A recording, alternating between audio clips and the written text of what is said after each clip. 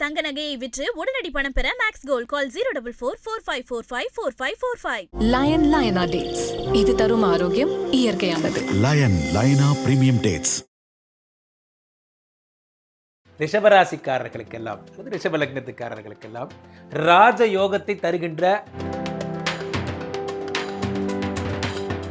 பொதுவாகவே நீங்களாம் ரொம்ப அட்ராக்டிவான பர்சன்ஸ் தான், உங்களோட குணமே அதான். ஸோ உங்களுடைய ராசியுடைய சிறப்பே என்ன அப்படின்னு பார்த்தீங்கன்னா, இது மிகப்பெரிய சிறப்பு. இந்த சந்திர பகவான் யாரு? 3 கூடையவர். அப்போ உடன் பிறந்தவர்கள் எது சொன்னாலும் கேட்பீங்க. இதெல்லாம் உங்களோட பலம். காலபுருஷ தத்துவத்தின்படி நம்ம போகாம உங்க ராசிக்கு 2-5 கூடிய யோகாதிபதி.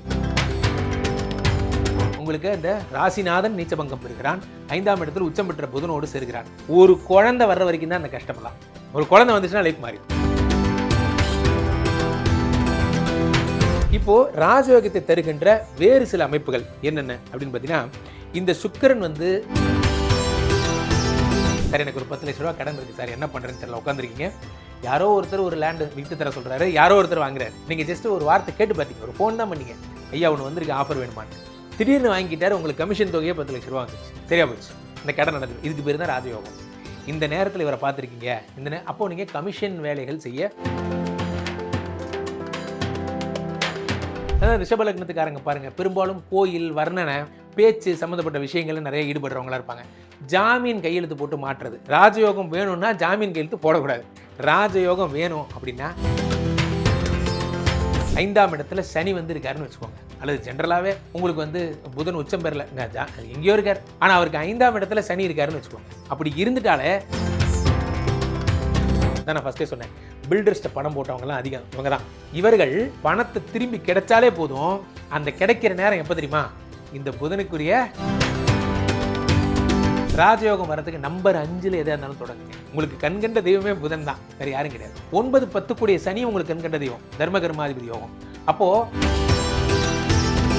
புதன்னா ஸ்டேஷனரிஸ், புதன்னா உங்களுக்கு என்னது ஸ்கூல்ஸு, புதன் அப்படின்னா மெடிக்கல் ஸ்டோரு. இதெல்லாம் நீங்கள் டச் பண்ணிங்கன்னா உங்களுக்கு ராஜயோகம்.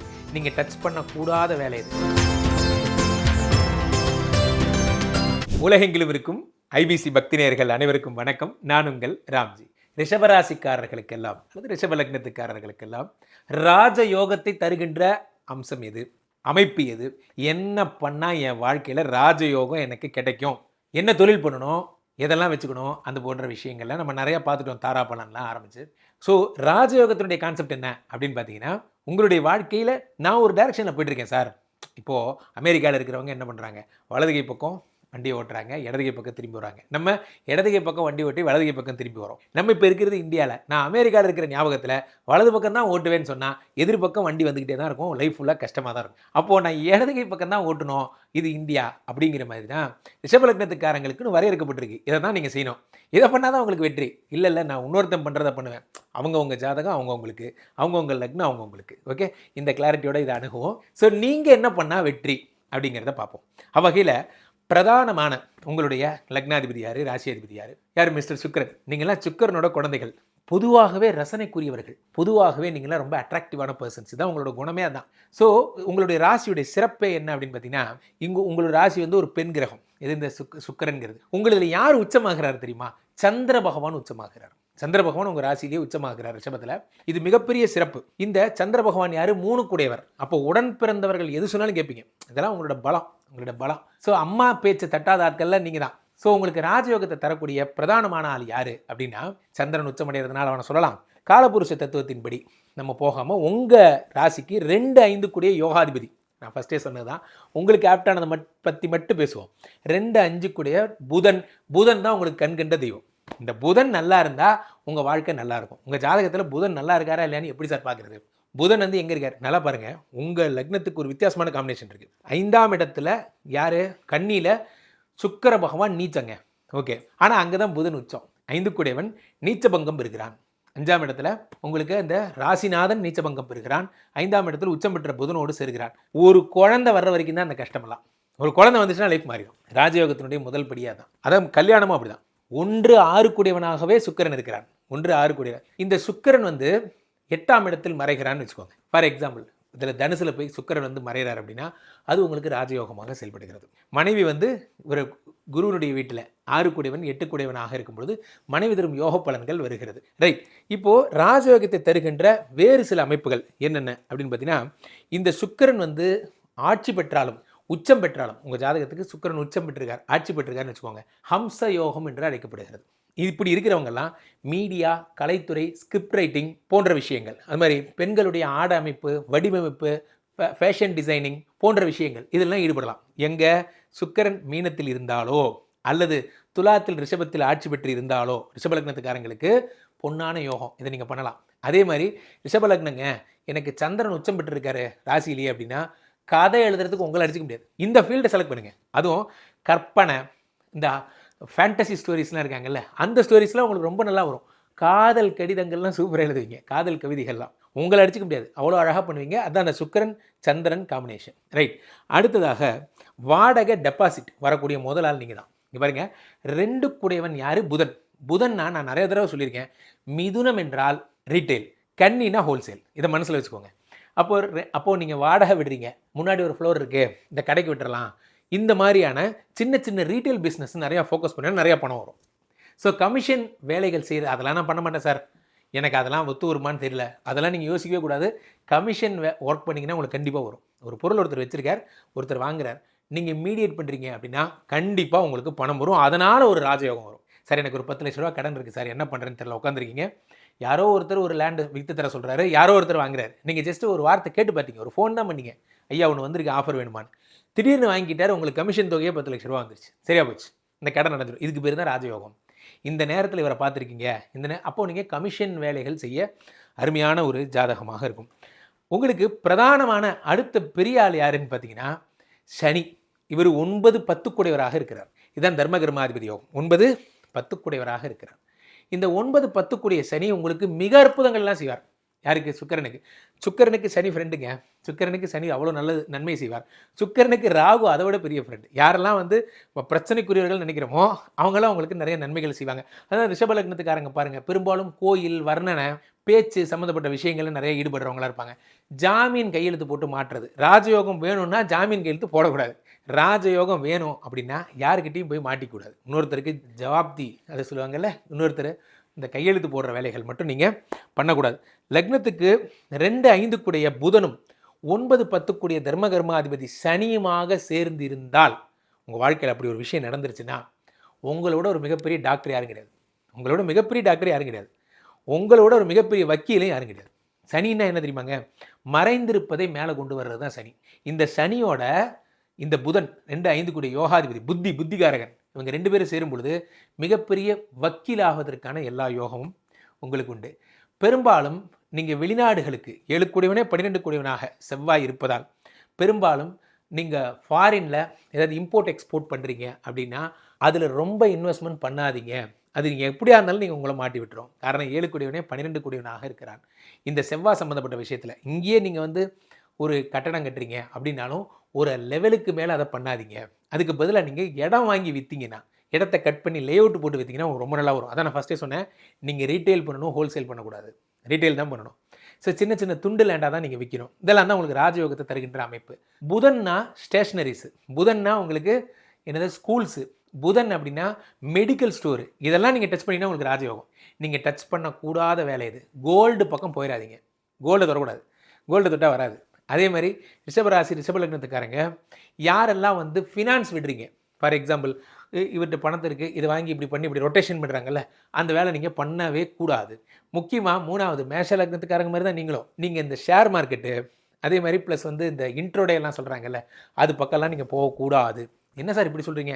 ராசிநாதனே சுக்கிரனை வச்சுட்டு எங்களுக்கே இப்படி சொல்கிறீங்களே அப்படின்னா, ராசிநாதன் சுக்கிரனாகவே இருந்தாலும் ஃபினான்ஸ் மினிஸ்டர் யாருன்னா மிஸ்டர் குரு.